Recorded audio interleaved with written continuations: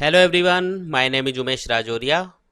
पिछले वीडियो में हमने इलेक्ट्रिक फील्ड और इलेक्ट्रोस्टैटिक पोटेंशियल के बीच के रिलेशन को स्टडी किया था। इस वीडियो में हम इसी रिलेशन को यूज करते हुए फाइंड करेंगे कि अगर हम किसी भी कंडक्टिंग स्फीयर को इलेक्ट्रिकली चार्ज करते हैं तो उसकी सरफेस पे, उसके बाहर और उसके अंदर कितना इलेक्ट्रोस्टैटिक पोटेंशियल होगा। तो चलिए शुरू करते हैं। मान लेते हैं कि ये कोई कंडक्टिंग स्फीयर है जिसको हमने इलेक्ट्रिकली चार्ज किया हुआ है। इस स्फीयर की रेडियस है कैपिटल आर और इस पर जो टोटल चार्ज है वो है स्मॉल क्यू। हम जानते हैं कि जब भी हम किसी भी कंडक्टिंग या मेटल स्फीयर को इलेक्ट्रिकली चार्ज करते हैं तो सारा का सारा चार्ज उसकी सरफेस पे होता है, यानी कि इस कंडक्टिंग स्फीयर के अंदर चार्ज की वैल्यू जीरो रहेगी और इसकी वजह से इस कंडक्टिंग स्फीयर के अंदर इलेक्ट्रिक फील्ड भी जीरो होगा। हमें इस कंडक्टिंग स्फीयर के बाहर, इसकी सरफेस पे और इसके अंदर तीन जगह पे इलेक्ट्रोस्टैटिक पोटेंशियल फाइंड करना है। तो चलिए सबसे पहले हम फाइंड करते हैं कि इस स्फीयर के बाहर किसी भी पॉइंट पे कितना इलेक्ट्रोस्टैटिक पोटेंशियल होगा। तो चलो यहाँ पे मान लेते हैं कि इस स्फीयर के सेंटर से स्मॉल आर डिस्टेंस पे ये कोई पॉइंट पी है जहाँ पे हमको इलेक्ट्रोस्टैटिक पोटेंशियल फाइंड करना है। यहाँ पे इस पॉइंट की, इस स्फीयर के सेंटर से जो डिस्टेंस स्मॉल आर है ये इस स्फीयर की रेडियस कैपिटल आर से ज़्यादा होगी, यानी कि यहाँ पे small R is greater than capital R. हम जानते हैं कि किसी भी कंडक्टिंग स्फीयर के बाहर किसी भी पॉइंट पे इलेक्ट्रिक फील्ड का फॉर्मूला होता है E इक्वल्स टू 1/4πε0 Q/r², यानी कि हमें इस पॉइंट P के ऊपर इलेक्ट्रिक फील्ड की वैल्यू पता है। अब हम जानते हैं कि इलेक्ट्रिक फील्ड और पोटेंशियल डिफरेंस के बीच में रिलेशन होता है E इक्वल्स टू -dv/dr, और यहाँ से पोटेंशियल डिफरेंस dv को लिखा जा सकता है dv इक्वल्स टू -E.dr। अगर हमें किसी भी रीजन में इलेक्ट्रिक फील्ड पता है तो इस फॉर्मूले को यूज़ करके हम उस इलेक्ट्रिक फील्ड के अंदर किन्हीं भी दो पॉइंट्स के बीच का पोटेंशियल डिफरेंस इजीली फाइंड कर सकते हैं। लेकिन यहाँ पे हमें पोटेंशियल डिफरेंस फाइंड नहीं करना, हमें तो सिर्फ इस पॉइंट P के ऊपर कितना इलेक्ट्रोस्टैटिक पोटेंशियल है ये फाइंड करना है। तो इसके लिए हमें एक रेफरेंस पॉइंट चूज करना होगा जहाँ पे हम इलेक्ट्रोस्टैटिक पोटेंशियल को जीरो मान सकें।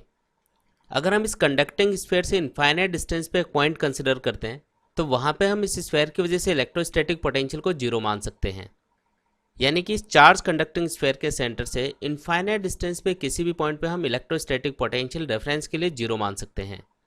अब जैसा कि हम जानते हैं कि इस स्फीयर के बाहर जो इलेक्ट्रिक फील्ड होता है वो डिस्टेंस के स्क्वायर के इन्वर्सली प्रोपोर्शनल होता है, यानी कि इस स्फीयर के बाहर जो इलेक्ट्रिक फील्ड है वो डिस्टेंस के साथ में वेरी करेगा। तो इस वेरिएबल इलेक्ट्रिक फील्ड के अंदर किन्हीं भी दो पॉइंट्स के बीच का पोटेंशियल डिफरेंस फाइंड करने के लिए हमें इस फंक्शन का इंटीग्रेशन करना होगा। यहाँ पे जो रेफरेंस पॉइंट है वो इस स्फीयर के सेंटर से इनफाइनाइट डिस्टेंस के ऊपर है, और जिस पॉइंट P के ऊपर हमें इलेक्ट्रोस्टैटिक पोटेंशियल फाइंड करना है वो इस स्फीयर के सेंटर से r डिस्टेंस के ऊपर है। तो अगर हम इस फंक्शन का इनफाइनाइट से r की लिमिट के साथ में इंटीग्रेशन कर दें तो इससे हमें इनफाइनाइट और इस पॉइंट P के बीच का पोटेंशियल डिफरेंस मिल जाएगा, यानी कि इस इक्वेशन को इंटीग्रेशन के साथ में लिखा जा सकता है Vp minus V infinite equal to minus integration infinite to r E.dr। अब हम जानते हैं कि इनफाइनाइट के ऊपर इलेक्ट्रोस्टैटिक पोटेंशियल जीरो होता है, यानी कि V इनफाइनाइट यहाँ पे जीरो होगा, और मान लेते हैं कि इस P पॉइंट के ऊपर जो इलेक्ट्रोस्टैटिक पोटेंशियल है वो है V।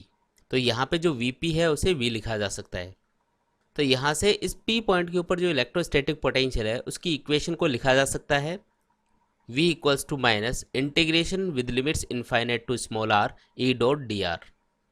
अब अगर हम इस इक्वेशन में इस स्फीयर के बाहर जो इलेक्ट्रिक फील्ड है उसकी वैल्यू पुट कर दें तो इस इक्वेशन को लिखा जा सकता है V equals to minus integration with limits infinite to small r Q/4πε0r²dr। अब इस इक्वेशन में जो कांस्टेंट वैल्यूज हैं उसे हम इंटीग्रेशन से बाहर लिख देते हैं। तो इक्वेशन बन जाएगी V equals to minus Q/4πε0 integration with limits infinite to small r/-2dr। यहाँ पे जो r⁻² है इसका इंटीग्रेशन होगा r⁻2+1 अपॉन -2+1, जिसे सिंप्लीफाई करके लिखा जा सकता है -1/r, यानी कि इस इक्वेशन को हम लिख सकते हैं minus Q/4πε0 into -1/r with limits infinite to small r। यहाँ पे ये जो माइनस सिंबल है ये इस माइनस से मल्टीप्लाई होकर प्लस हो जाएगा। साथ ही अगर हम इस स्मॉल r में ये जो अपर और लोअर लिमिट्स है ये पुट कर दें तो यहाँ पे ये इक्वेशन बन जाती है V equals to Q/4πε0 into 1/r minus 1/इनफाइनाइट। यहाँ पे ये जो 1/इनफाइनाइट है ये जीरो होगा, इसलिए इस P पॉइंट के ऊपर जो इलेक्ट्रोस्टैटिक पोटेंशियल है उसे लिखा जा सकता है V इक्वल्स टू 1/4πε0 Q/r। यानी कि इस स्फीयर के बाहर जो इलेक्ट्रोस्टैटिक पोटेंशियल होगा वो डिस्टेंस r के इन्वर्सली प्रोपोर्शनल होगा। यानी कि जैसे जैसे हम इस स्फीयर से दूर होते जाएंगे इसके इलेक्ट्रोस्टैटिक पोटेंशियल की वैल्यू कंटिन्यूसली कम होती जाएगी। तो इस फॉर्मूले को यूज करके इस कंडक्टिंग स्फीयर के बाहर किसी भी पॉइंट पे इलेक्ट्रोस्टैटिक पोटेंशियल को फाइंड किया जा सकता है। अब हम फाइंड करते हैं कि इस स्फीयर की सरफेस पे अगर कोई पॉइंट होता तो वहां पे कितना इलेक्ट्रोस्टैटिक पोटेंशियल होगा। तो यहाँ पे हम देख सकते हैं कि अगर पॉइंट इस स्फीयर की सरफेस पे हुआ तो उस पॉइंट की इस स्फीयर के सेंटर से जो डिस्टेंस होगी स्मॉल आर वो कैपिटल आर के इक्वल होगी। यानी कि यहाँ पे स्मॉल आर कैपिटल आर के इक्वल रहेगा। अब पोटेंशियल की डेफिनेशन के अकॉर्डिंग इस पी पॉइंट पे जो इलेक्ट्रोस्टैटिक पोटेंशियल है उसे लिखा जा सकता है v equals to minus integration with limits infinite to capital R E dot D R. यहाँ पे आपको याद रखना है कि जो लिमिट्स हैं वो इनफाइनाइट टू कैपिटल आर हमें पुट करनी है। तो यहाँ पे पूरा डेरिवेशन पहले के जैसे सेम रहेगा, बस जहाँ पे स्मॉल आर था वहाँ पे कैपिटल आर आ जाएगा। यानी कि इस पी पॉइंट पे जो इलेक्ट्रोस्टैटिक पोटेंशियल है उसका फॉर्मूला बन जाएगा v equals to 1/4 pi epsilon naught q by capital R. तो यहाँ पे इस फॉर्मूले को यूज करके हम इस कंडक्टिंग स्फीयर की सरफेस पे किसी भी पॉइंट पे इलेक्ट्रोस्टैटिक पोटेंशियल को इजीली फाइंड कर सकते हैं। अब इसी तरीके से हम फाइंड करते हैं कि इस कंडक्टिंग स्फीयर के अंदर किसी पॉइंट P के ऊपर कितना इलेक्ट्रोस्टैटिक पोटेंशियल होगा। यहाँ पे इस पॉइंट P की इस स्फीयर के सेंटर से ये जो डिस्टेंस स्मॉल r है ये इस स्फीयर की रेडियस कैपिटल R से कम होगी। यानी कि यहाँ पे small r is less than capital R। अब जैसा कि हम जानते हैं कि इस कंडक्टिंग स्फीयर के अंदर जो इलेक्ट्रिक चार्ज है उसकी वैल्यू 0 होती है। यानी कि इसके अंदर कोई चार्ज नहीं होता और इसकी वजह से इस स्फीयर के अंदर जो इलेक्ट्रिक फील्ड है वो भी 0 रहेगा। यानी कि इस कंडक्टिंग स्फीयर के अंदर जो इलेक्ट्रिक फील्ड है उसे 0 लिखा जा सकता है। अब इलेक्ट्रिक फील्ड और पोटेंशियल डिफरेंस के रिलेशन से हम लिख सकते हैं minus D V by D R equals to E. और क्योंकि यहाँ पे इस स्फीयर के अंदर इलेक्ट्रिक फील्ड की वैल्यू 0 है इसलिए इस इक्वेशन को लिख सकते हैं D V by D R equals to 0। यानी कि यहाँ पे पोटेंशियल का डिस्टेंस के रेस्पेक्ट में जो डिफ्रेंशिएशन है वो 0 होगा। यहाँ पे ये जो डिफ्रेंशिएशन है ये एक ही कंडीशन में 0 हो सकता है जब पोटेंशियल डिस्टेंस r के साथ में कांस्टेंट हो। यानी कि यहाँ पे अगर हम इस स्फीयर की सरफेस से इसके अंदर की तरफ आते हैं तो डिस्टेंस के साथ में पोटेंशियल की वैल्यू कांस्टेंट रहेगी। यानी कि सरफेस और इसके अंदर किसी भी पॉइंट के बीच में जो पोटेंशियल डिफरेंस है वो 0 होगा। तो यहाँ पे सिंपली हम कह सकते हैं कि इस स्फीयर के अंदर जो इलेक्ट्रोस्टैटिक पोटेंशियल है वो कांस्टेंट होगा और उसकी वैल्यू इसकी सरफेस के इक्वली होगी। यानी कि इस कंडक्टिंग स्फीयर के अंदर किसी भी पॉइंट पे जो इलेक्ट्रोस्टैटिक पोटेंशियल है उसका फॉर्मूला इसकी सरफेस पे जो इलेक्ट्रोस्टैटिक पोटेंशियल है उसके इक्वली होगा।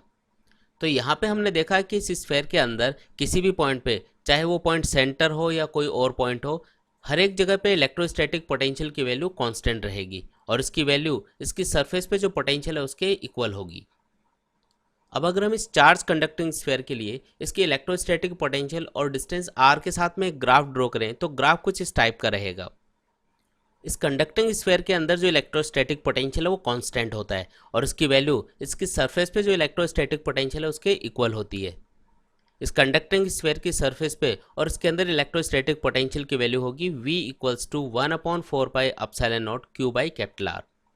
लेकिन जैसे जैसे हम इस स्फीयर की सरफेस से दूर होते जाएंगे इलेक्ट्रोस्टैटिक पोटेंशियल की वैल्यू कंटिन्यूसली कम होती जाएगी क्योंकि इस स्फीयर के बाहर जो इलेक्ट्रोस्टैटिक पोटेंशियल है उसका फॉर्मूला होता है v equals to 1/4 pi epsilon naught q by small r।